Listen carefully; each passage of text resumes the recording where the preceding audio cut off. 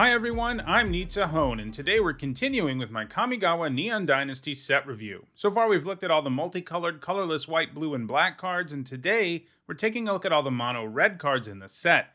In these videos I use a letter grade system to sum up my thoughts on every card. If you aren't sure what the meanings of those grades are, you can find an explanation in the description. Keep in mind this video contains my thoughts about the cards in this format before actually playing with the format. I will undoubtedly get some things wrong, but as the format evolves, I'll talk about those things on the channel.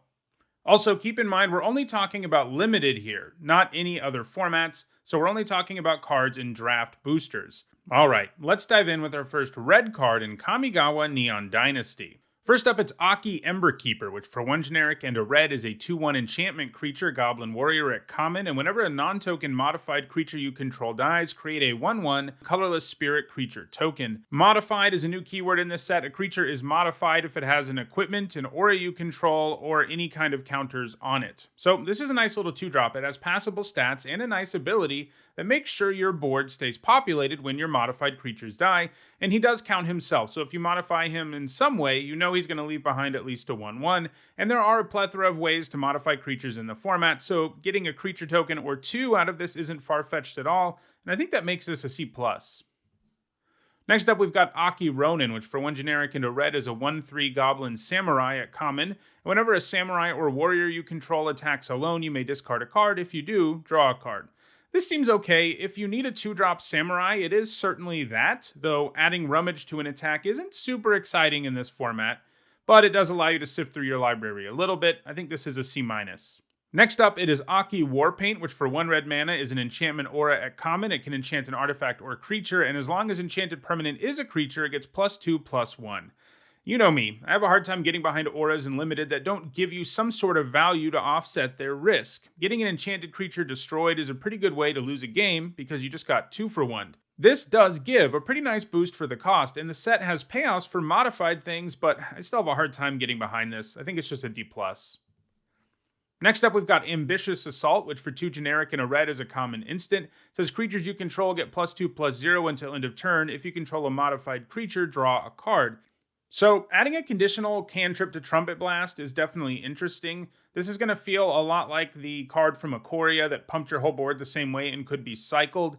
In a situation anyway where you have modified creatures around, it's going to be that. And having a modal effect that can cycle the card away basically is a pretty big deal. I mean, it makes a card like this a lot better because it's so highly situational. Now, you do have to be modifying things for this to actually do its thing. It also has the weird problem that the Samurai deck is mostly about attacking with 1 creature at a time, and that's not really something this is going to work very well with. But I think it'll be close enough to a 3 mana, Trumpet Blast-like effect that you can choose to cycle for 3 mana that I want to give it a C. Next up, it's Atsushi the Blazing Sky, which for 2 generic and 2 red is a 4/4 legendary dragon spirit at Mythic Rare. It has flying and trample, and when it dies, you choose one. Exile the top 2 cards of your library. Until the end of your next turn, you may play those cards or create 3 treasure tokens. So a 4 mana 4/4 trample and flying is great, and Atsushi also makes sure that you always get some kind of value out of it, like all the cards in this cycle. Even if it dies immediately, you're getting something good. If you can make use of the cards that it reveals with the first option, you're getting a 3 for 1. And if you really need mana or fixing the treasure can help you there, I imagine in limited you'll mostly be choosing the first option, but every now and then maybe the treasure will be better than effectively drawing 2 cards, but not very often. Like all of these, this puts your opponent in a situation where they're going to die to a 4/4 flyer or give you a ton of value, and that's a nice choice to give them. Obviously, this is a bomb. I'm giving it an A+. Next up, it's Bronze Plate Boar, which for 2 generic and a red is a 3/2 artifact creature equipment Boar at uncommon. It's got trample, and the equipped creature gets +3/+2 and has trample, and it has Reconfigure for 5 generic mana. Reconfigure is a new mechanic here. It lets you pay this cost to turn this creature into an equipment and attach it to another creature. You also have to pay 5 to turn it back into a creature, unless the creature it's attached to dies, in which case it turns back into a creature for free. So I like the Reconfigure mechanic a lot, and this is another really good card with it. Early, this is a 3 mana 3/2 with trample, a card that would pretty much always make the cut anyway, and then later in the game it can give +3/+2 and trample to something else. That's the kind of boost that makes virtually any creature into a huge threat. I think this is worth taking pretty highly. I'm giving it a B. Next up, it's Crackling Emergence, which for 1 generic and a red is a common enchantment aura with enchant land you control. Enchanted land is a 3/3 red spirit creature with haste, it's still a land, and if enchanted land would be destroyed, instead sacrifice Crackling Emergence, and that land gains indestructible until end of turn. This is an interesting take on these land animation spells. Making it so the land doesn't die when the creature does is a nice little upgrade, but these types of cards just always underperform. They are the most impressive in the early game in a lot of ways, but you also don't want to be hindering the way you develop your board, and by turning a land into a creature, you might be doing just that if you're doing it early. It is kind of exciting to think about your opponent trading a real creature for this, but it isn't as good of a deal as that seems. You're still just trading 1 for 1. This is, I think, a more powerful take on this land animation spell than we've seen before, but I'm really skeptical about how good it can be just because I've seen so many of these be complete duds, and I'm going to start it at D+. Next up, we've got Dragon Spark Reactor, which for 1 generic and a red is an uncommon artifact, and whenever it or another artifact enters the battlefield under your control, you put a charge counter on it, and you can pay 4 generic and sacrifice it, and it deals damage equal to the number of charge counters on it to target player, and that much damage to up to 1 target creature. The total mana investment here won't always feel great, and it does sit around on the table for a while before it does its thing, but accumulating counters on this seems very doable in red in this format, and it seems like a nice removal spell that can double as a win condition. I do think it probably needs a build-around grade, as some of the red decks in the format aren't going to be great at abusing this. Blue-red and black-red are both very interested in artifacts, but the other pairs, not so much. It's quite the build-around, though, that's for sure. It's probably a D+ in your typical limited deck in the format, and a B in one of the artifact-centric decks. This is going to be one of the premier payoffs if you're in blue-red or black-red, I think, but not something you're interested in at all if you're in the other red decks. Next up, it's Experimental Synthesizer, which for 1 red mana is a common artifact. When it enters or leaves the battlefield, you exile the top card of your library, and until end of turn you may play that card, and you can pay 2 generic and a red to sacrifice Experimental Synthesizer and create a 2/2 white samurai creature token with Vigilance, activate only as a sorcery. This is a neat card, so up front it effectively draws you a card, and because this only costs 1 mana, it won't usually be hard for you to play that card, and it very nicely allows you to play lands. Now, this does mean playing it really early isn't going to feel great because you're less likely to be able to utilize whatever you hit, but starting around turn 4, it starts to be a nice play, and it effectively ends up as a 2 for 1 because you can also get a samurai out of it. I do think the awkwardness of playing this early definitely hinders it, but I think you'll end up playing this often enough in red decks, perhaps the most in red-black, which likes sacrificing them. But it does overlap a bit into other archetypes. Blue-red likes artifacts in general, and red-white likes samurai, for example. I'm giving this a C.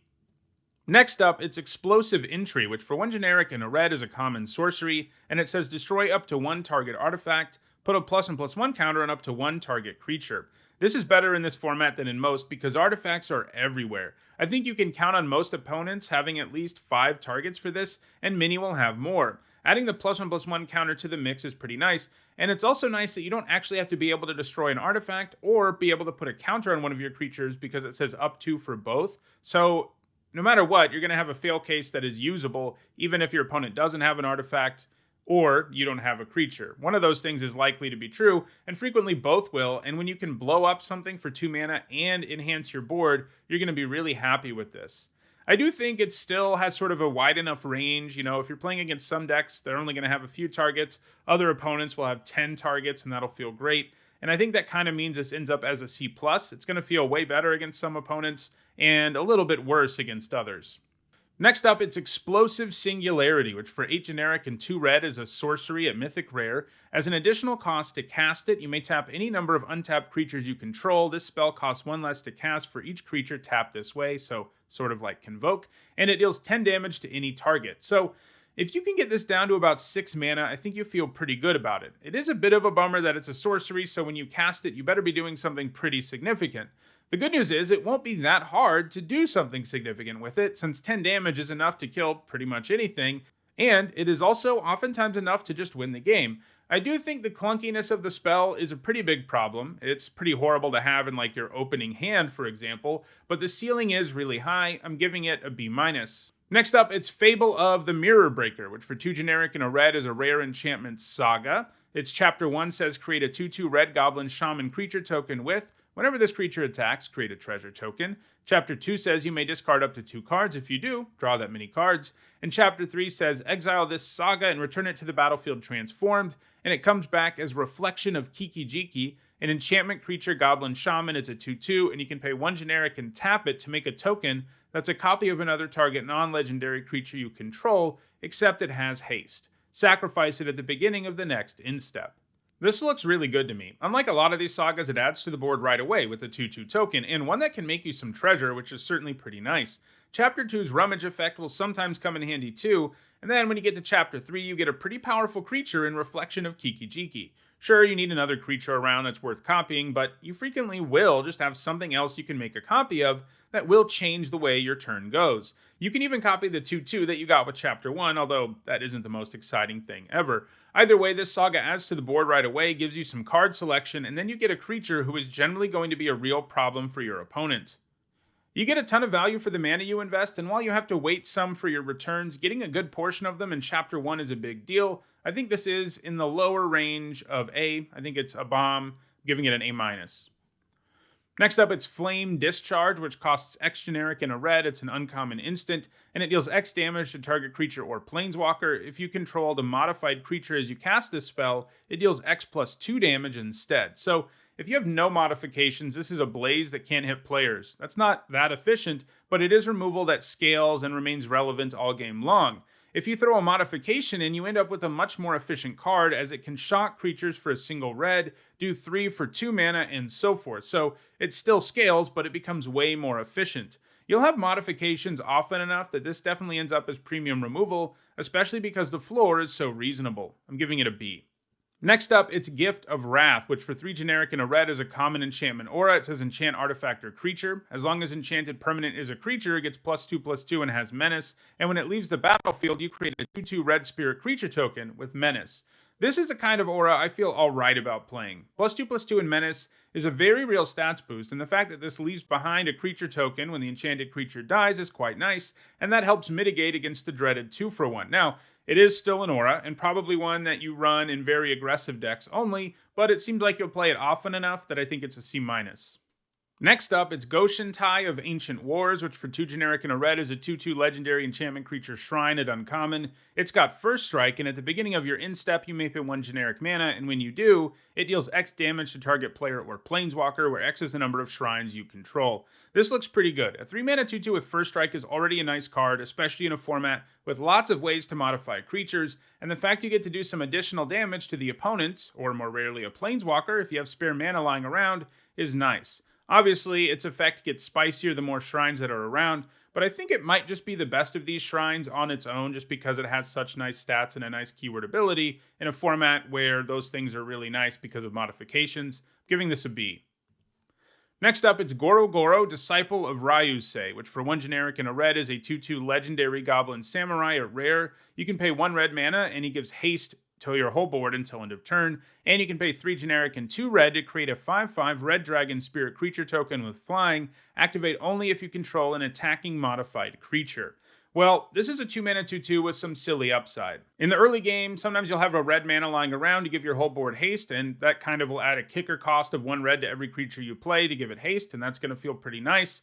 And then it has an ability that can really take over the game because it lets you churn out these huge dragon tokens anytime you attack with a modified creature and you have the mana to spare. And that's not a huge ask. There's lots of ways to modify creatures. We've already seen a lot in this video, and we've seen others throughout the week, and we'll see more tomorrow. So that means this is a 2 mana 2/2 that in the early game can have a pretty big impact, and then in the late game has an absolutely massive one. I think it's a bomb. I'm giving it an A. Next up, we have Heiko Yamazaki, the General, which for 3 generic and a red is a 3/3 legendary human samurai at uncommon. She's got trample, and whenever a samurai or warrior you control attacks alone, you may cast target artifact card from your graveyard this turn. A 4 mana 3/3 trampler isn't a great rate, but this comes with a nice enough lone attacker samurai warrior payoff, as this format has a lot of artifacts. You'll be able to make use of it often enough for this to make the cut in most red decks. If you have some other lone attacker payoffs, the fact that it has trample will also feel pretty good. I'm giving it a C+. Next up, it's Invoke Calamity, which for 1 generic and 4 red is a rare instant, and it says you may cast up to 2 instant and or sorcery spells with total mana value 6 or less from your graveyard and or hand without paying their mana costs. If those spells would be put into your graveyard, exile them instead. Exile Invoke Calamity. So you'll get the most value out of this if you're casting stuff from your graveyard, so it does require some setup. If you're just casting things from your hand, you aren't actually gaining cards, you're just getting a discount, and while a discount is nice, getting 2 whole cards of value out of this is way better. Of course, it costs quadruple red, all the Invoke cards cost quadruple of one color, and by the time you have that kind of mana, your graveyard is pretty likely to be stocked. As with all of these cycles though, the mana is also a hefty downside and limited, as getting quadruple of a single color can be tough in your typical 2-color limited deck, and this format does have a lot of common fixing which softens that blow a bit, but it's still going to be a challenge. And the payoff here is good for sure, but I think the other cards in this cycle give you more for the amount of effort you have to go through, whereas this wants you to go through a lot of different effort just to sort of set up the card in the first place, in addition to also having to get the right mana. If this was easy to cast, it would probably be like a B, but I think the mana value holds it to a C+. Next up, we've got Iron Hoof Boar, which for 5 generic and a red is a 5/4 artifact creature Boar. At common, it's got Trample and Haste, and it has Channel for 1 generic and a red. You can discard it to give target creature +3/+1 and Trample until end of turn. This is a lot like Blood Rush creatures, which allowed you to pay some mana and discard a creature card for a trick, so yeah, pretty much the same thing with a different name. This isn't the greatest as a creature or a trick. The small toughness boost does limit the number of combats you can win with the Boar's Channel effect, but it also has the upside of really letting you run over a creature and do a ton of damage. I like the flexibility here, I'm giving it a C. Next up, it's Kami of Industry, which for 4 generic and a red is a 3/6 spirit at common. When it enters the battlefield, you return target artifact card with mana value 3 or less from your graveyard to the battlefield. It gains haste. Sacrifice it at the beginning of the next end step. This doesn't seem great to me. There will be too many situations where you either have no artifact to reanimate or you have one that you can bring back, but it doesn't really do anything on the board at the stage of the game you're in. A 5 mana 3/6 as a baseline is okay, but it doesn't help the card either. I think the idea is probably that in the black-red deck you can easily get something back, attack with it, and maybe use some sort of sacrifice effect on it, but I still have a hard time seeing this work out often enough. I think this is a C- at best. Next up, it's Kami's Flare, which for 1 generic and a red is a common instant, and it deals 3 damage to target creature or planeswalker, and it also deals 2 damage to that permanent's controller if you control a modified creature. 2 mana to do 3 is always premium, so also doing 2 to the opponent sometimes is pretty nice. This is one of red's best commons, I'm giving it a B. Next up, we've got Kindled Fury, which for 1 red mana is a common instant, and it says target creature gets +1/+0 and gains first strike until end of turn. We've seen this trick many times before, and it's always fine. +1/+0 and first strike for 1 mana isn't a bad deal since it allows many creatures to win combat. First strike just does a great job of turning a trade into something much better for you, but it's still a trick and it has all of the situational problems those tend to have. I'm giving it a C-. Next up, it's Kumano faces Kakazan, which for 1 red mana is an enchantment saga at uncommon. Its Chapter 1 says, deal 1 damage to each opponent and each planeswalker their control. Chapter 2 says, when you cast your next creature spell this turn, that creature enters the battlefield with an additional +1/+1 counter on it. And Chapter 3 says, exile this saga, then return it to the battlefield transformed under your control. And it comes back as Etching of Kumano, a 2/2 enchantment creature human shaman with haste. And if a creature dealt damage this turn by a source you controlled would die, exile it instead. Chapter 1 here isn't anything to get excited about, but it does do something. And then Chapter 2 is actually pretty nice, provided you have a creature to cast during the second turn you control this. Playing this on turn 1 and then playing a 2-drop on turn 2 is a pretty spicy way to start a game, especially because on turn 3, this becomes a 2/2 that can rumble right away. Its ability will come up some in limited, exiling stuff is definitely an upgrade over it going to the graveyard, but it's not going to come up a ton. So this will be a great turn 1 play, but even in the later game, you're only paying 1 mana. You can probably double spell when you play this, and then you get some real value out of it. You do end up, like in the late game, not really being able to take advantage of Chapter 2 consistently, which is a bit of a bummer, but I think the power this has in the early and mid game is enough to give it a C+. Next up, we've got Lizard Blade, which for 1 generic and a red is an artifact creature equipment lizard. At rare, it's a 1/1 with double strike, and equipped creature has double strike, and it has reconfigure for 2. This is really good. Both modes in this are actually pretty efficient. A 2 mana 1/1 with double strike is perfectly fine, and an equipment that equips for 2 and grants double strike is great too. It doesn't offer a stats boost, but double strike is a strong enough keyword ability that giving it to most creatures will immediately make it into a problem for your opponent, giving this a B+. Next up, we've got March of Reckless Joy, which for X and a red is a rare instant, and it says, as an additional cost to cast this spell, you may exile any number of red cards from your hand. This spell costs 2 less to cast for each card exiled this way, and exile the top X cards of your library. You may play up to 2 of those cards until the end of your next turn. This looks pretty good. Even if you only pay 3, you're basically getting an instant speed divination, which is a pretty darn good deal, and the more mana you pump into it, the more card selection you get. You won't ever get more than 2 cards, so it almost seems like paying 3 is going to give you the most value. I like that you don't need to invest a ton of mana into this to make it really do something nice, but you still have the option to pump a bunch of mana into it if you're desperate to find a particular card. I'm giving this a B.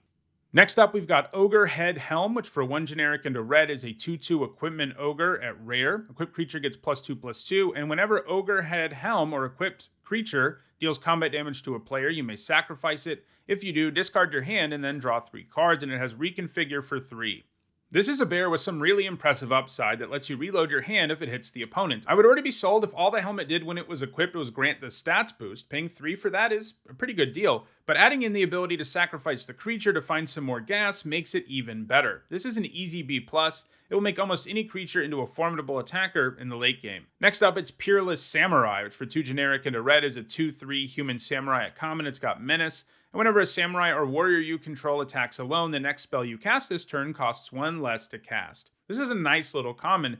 A 3 mana 2/3 with menace is a decent starting point, and adding an attack alone payoff to the card is nice. And the one you get here is going to be pretty relevant, especially if you play the samurai on turn 3. It's likely to help you either double spell or play a 4-drop on turn 4, and either of those are pretty appealing. It's also a great creature to modify and a good creature to attack alone because it has menace. I'm giving this a C+. Next up, it's Rabbit Battery, which for 1 red mana is a 1/1 artifact creature equipment rabbit at uncommon. It's got haste, equipped creature gets +1/+1 and has haste, and it has Reconfigure for a single red mana. This is an aggressively costed 1-drop. Raging Goblin normally isn't a great card in Limited, but this version of the card has a very reasonable Reconfigure cost that both buffs and grants haste. In a lot of ways, it'll feel like you can pay a reasonable kicker cost to buff and give haste to every one of your creatures, and because Reconfigure is so cheap, the Rabbit Battery can just keep going and going and going onto new creatures. I think this is first pickable. I'm giving it a B. Next up, it's Reinforced Ronin, which costs 1 red mana for an uncommon artifact creature human samurai. It has haste, it's a 2/2, and at the beginning of your end step, you return it to its owner's hand, and you have a channel effect. You can pay 1 generic and a red and discard it to draw a card. This seems like a nice little card. Even if we don't look at some of the synergies it has, it would probably be pretty solid. You can play it and get in for 2 when you can, and when you can't, you can effectively cycle it away. However, there are several things in this set that make this better than all of that. First, it isn't too bad with ninjutsu, since you can have it come down out of nowhere, and it returning to your hand anyway is, it was going to return to your hand in the first place, so that doesn't bother you. Second, it's good with attacks alone samurai stuff because it can come down and get those benefits immediately, making it a much more problematic attacker than it would otherwise be. And third, it's an artifact, and there are various cards in this set that do a thing when an artifact enters the battlefield, and it can trigger them repeatedly. So, yeah, overall it seems like this will be nice. Cycling as a fail case is always decent. I'm giving this a B-. Next up, it's Scrap Welder, which for 2 generic and a red is a 3/3 Goblin Artificer at rare, and you can tap and sacrifice an artifact with mana value X to return target artifact card with mana value less than X from your graveyard to the battlefield. It gains haste until end of turn. It's hard for any 3 mana 3/3 with upside to be bad, and this definitely isn't. This set has a lot of artifacts in it, so using its ability will definitely happen. It's a little bit finicky in the sense that you have to sacrifice an artifact with the right mana value, but at least it does at, mana values equal to or less, so you can reanimate a larger number of things, and there are going to be times where that ability really gives you a lot of value. I'm giving this a B-. Next up, we've got Scrapyard Steelbreaker, which for 3 generic and a red is a 3/4 artifact creature human warrior at common. You can pay 1 generic and sacrifice another artifact to give it +2/+1 until end of turn. This will slot pretty well into the black-red deck, which is mostly about sacrificing artifacts. With enough mana and artifacts in play, this creature becomes a real pain to block. I'm giving it a C. Next up, we've got Seismic Wave, which for 2 generic and a red is an uncommon instant, and it deals 2 damage to any target and 1 damage to each non-artifact creature target opponent controls. This seems pretty dang good. 3 mana to do 2 to anything isn't incredible, but the 1 damage it does to all non-artifact creatures is quite nice. There are a lot of things this card can end up doing. For example, if you do 2 damage to a non-artifact creature, this will end up doing 3 total. You can also use it to kill an X2 and then pick off an X1 or 2. This card will occasionally cause big blowouts against X1s, and it probably makes non-artifact X1s in this format a little bit worse than normal. I think in the end this is premium removal. I'm giving it a B. Next up we have the Shattered States Era, which for 4 generic and a red is a common enchantment saga. Its first chapter says gain control of target creature until end of turn, untap it gains haste until end of turn. Chapter 2 says creatures you control get +1/+0 until end of turn. And Chapter 3 says exile this saga, then return it to the battlefield transformed under your control, and it comes back as Nameless Conqueror, a 3/3 enchantment creature human samurai that has trample and haste. I like most of these creature sagas a reasonable amount. Almost all of them are a C or better, but this one isn't. 5 mana for a threaten is costly. That type of effect is just so situational. Sometimes it will let you attack in ways you couldn't before, and unlike a lot of threaten effects, you do eventually actually add to the board with this one, but I still don't love it. Chapter 2 will only be meaningful like half the time. You do ultimately get a 3/3 with trample and haste, but I think the inconsistent effectiveness of Chapter 1s and 2, combined with having to wait to get a creature that isn't even that impressive by turn 7, when it will usually come into play, makes this a pretty unimpressive card. I think it's probably just a D+. If it does work out, it'll be as a top curve card for really aggressive decks, but I have a pretty hard time seeing it. Next up, it's Simeon Sling, which for 1 red mana is a 1/1 artifact creature equipment monkey at common. The equipped creature gets +1/+1, and when the sling or equipped creature becomes blocked, it deals 1 damage to defending player, and it has reconfigure for 2. This compares pretty favorably with Tormentor's Helm from Kaldheim. It gives the same stats boost and the same ability that punishes blocking. The difference is that this is a bit more expensive to equip, or in this case reconfigure, but the fact you can play it as a creature is also a big deal. They've given us a lot of nice 1-drops of late, and this looks like another one to me. It can attack effectively early, and then when it can no longer do that, you can suit up another creature who can effectively take advantage of the ability more effectively. This set is loaded up with payoffs for equipment too. I'm giving this a C+, and I wouldn't be that shocked if it ends up being a B-. 1-drops have just really overperformed lately. Next up, we've got Sokenzen Smelter, which for 1 generic and a red is a 2/2 Goblin Artificer at uncommon, and at the beginning of combat on your turn, you can pay 1 generic and sacrifice an artifact. If you do, create a 3/1 red construct artifact creature token with haste. This is a 2 mana 2/2 with some pretty nice upside. There are artifacts aplenty in this set, so having an expendable one around to turn into a 3/1 with haste isn't going to be super hard. That said, you won't always have an artifact that's worth sacrificing either. I'm giving this a C+.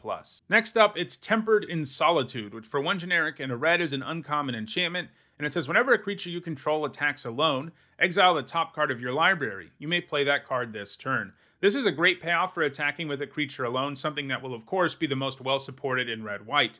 Attacking alone basically draws you a card here, so even if you offer up an attack that will be a trade at best, you're probably still coming out ahead. But I can see this thing generating some pretty impressive card advantage, and for that reason I'm pretty high on the card going into the format. Even if you're not in the Samurai deck, this is going to give you a pretty good reason to start only attacking with 1 creature. I'm giving this a B-.